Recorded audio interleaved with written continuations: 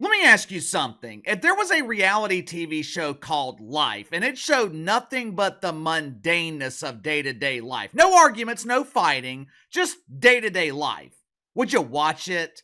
If Major League Baseball consisted of nothing but strikeouts, if the NFL was nothing but power running, would you watch it? Obviously, no one would watch that garbage. It's boring, it's one dimensional, it's anticlimactic. So, someone please explain to me. Someone tell me why the NBA continues to put out a one dimensional product and then wonders why no one is watching. This weekend, in a game between the Bulls and the Hornets, there were 75 missed threes, not 75 three-point shots attempted. I'm talking about 75 threes that were missed.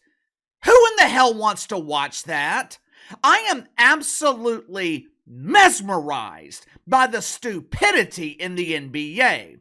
They take the most exciting parts of the game, the best parts of basketball, and they refuse to do it. Both Ja Morant and Anthony Edwards, they have said recently that they are no longer going to dunk the basketball. Why? The only logical explanation I can come up with, they're both shy and they don't want people watching the product. For the first time ever, the mainstream media, they are finally being critical of the NBA. For the first time ever, the media is starting to question if Adam Silver is capable of rescuing this flaming ass fire. Now, of course, the answer is no. Why in the hell would you let someone fix the problems that they created? If that was the case, we would have elected cackling Cam Harris. But the media, they have finally realized what Uncle KC has been telling you guys for years. They have finally realized the current NBA product sucks. If you haven't already, make sure to like and subscribe. You can follow me on Twitter at KC_BTL84. If you happen to stumble upon this video, be sure to check out my main channel, Behind the Line. Link to the main channel in the description below. I am very concerned as a diehard fan of the NBA. I am very, very concerned about the future of this league. The NBA is at serious risk of becoming a niche sport. The NBA is at risk of becoming the NHL. I will give Rob Manfred credit. He realized that Major League Baseball was being left behind. He realized that baseball was no longer a product that was appealing to television viewers. And that's what it's all about. It's not about live attendance. It's about television, entertainment. Rob Manfred realized that Major League Baseball was being left behind, and he implemented changes to make the game more exciting for TV. Why hasn't Adam Silver done the same thing to the NBA? Well, KC, Adam Silver's tried. He implemented the NBA Cup. Those games were magnificent.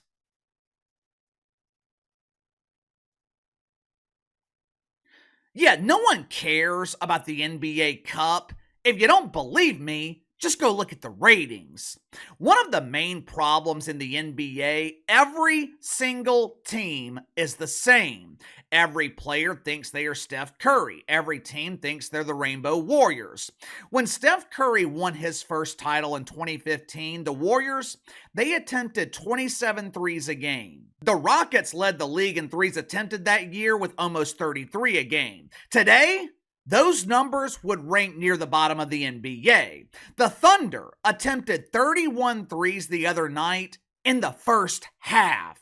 The most popular basketball player in the country doesn't even play in the NBA. The most mainstream player in the country plays in the damn WNBA dump. If you're Anthony Edwards, if you're Ja Morant or Zion Williamson, that should be humiliating. There is absolutely no excuse for the most popular basketball player in the country, at least under the age of 30, to be playing in the WNBA. To make matters worse, the process of basketball, it's better in the WNBA.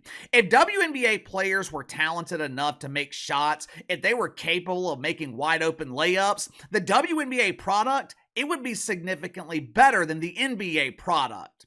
There is no differentiation. There is no variance from team to team in the NBA. Every team in the league focuses on the two most boring aspects of basketball: three-point shots and free throws. And then they wonder why no one is watching. There's just nothing interesting about the NBA. Back in the 90s and 2000s, even the fringe playoff teams had interesting players. You guys remember when the Charlotte Hornets had guys like Muggsy Bogues, Larry Johnson, Grandma Ma, Alonzo Mourning? They weren't a real threat in the playoffs, but at least they were interesting. They were also promoted by the league. The NBA used to be absolutely brilliant with their marketing. Today, the marketing is dreadful. It's embarrassing. Last night, NBA.com published an article previewing Rockets Thunder. Now, this is the NBA's own website, their official website. This was a semifinal game in that doofus in-season tournament, or NBA Cup that they're calling it now. First line of the article, the opening line: Rockets Thunder might not have been the marquee matchup the NBA was hoping for in the semifinals.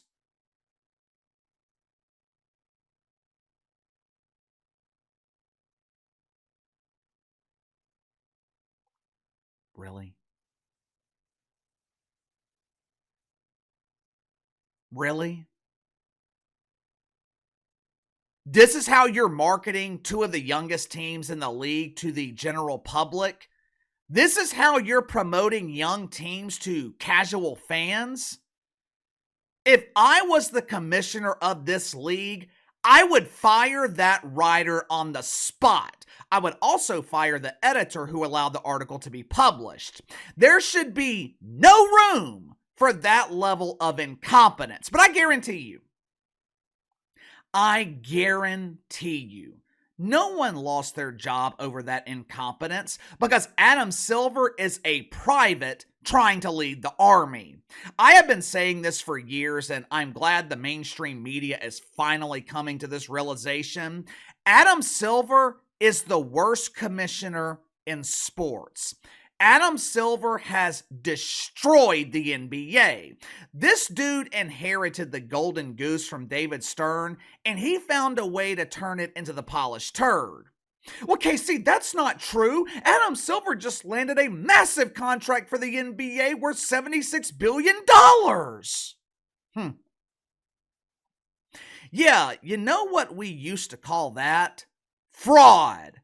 I'll give it to Alice. He must have tapped into his feminine side and used his power of persuasion to hypnotize these network executives, because I can't think of anyone with a set of working eyes that would willingly pay $76 billion for this flaming ass fire. It has been one bad decision after another for Adam Silver. Some of his mistakes have been indecision, his unwillingness to stand up to NBA players.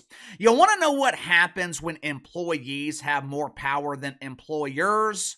Watch the NBA. Go ask fans of the Lakers how GM LeBron James is doing. Have you noticed that we don't see super teams anymore in the NBA? Have you noticed that the league is sharing championships the past 5 or 6 years? You ever wondered why? Adam Silver essentially banned super teams. He made it prohibitively expensive for NBA teams to put together a collection of star players. Well, KC, the NBA wants to be equitable. They don't want dynasties. Dynasties are unfair. Equity is great.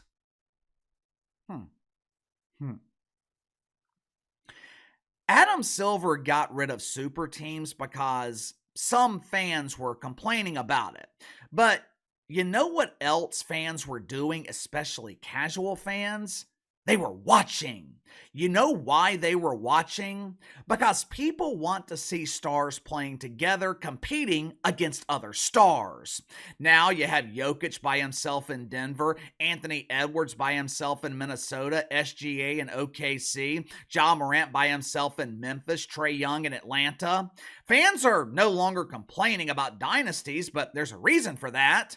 Fans are no longer complaining because they are no longer watching. Fans aren't complaining because they no longer care about the NBA. I have seen some in the media suggest that the NBA limit the number of threes that teams can make in a game. I have seen some in the media suggest that NBA teams should be able to customize their home courts. It would be similar to Major League Baseball, where some NBA teams eliminate the 3-point line altogether for their home games. Other teams could extend the length of the 3-point line. Me personally, I have pushed for the elimination of guaranteed contracts. I think the contract structure in the NBA should be incentive based, similar to the NFL. And look, these are all great suggestions, but none of it matters if you don't have a leader with the balls to make necessary changes. Unfortunately, the NBA just doesn't have that leader. And to make matters worse, they just gave Alice an extension for another 7 years. By the time the NBA's in a position to find a real commissioner, it's going to be far too late. And it sucks because I love the NBA, but this league is at serious risk of becoming a niche product. Is there any hope for the NBA under the lack of leadership of Adam Silver? Is he capable of solving the problems that he helped create? His contract runs, I believe it's through 2030. By then, will it be too late to save the NBA? You tell me. Sound off in the comments below. I'll see you guys tomorrow.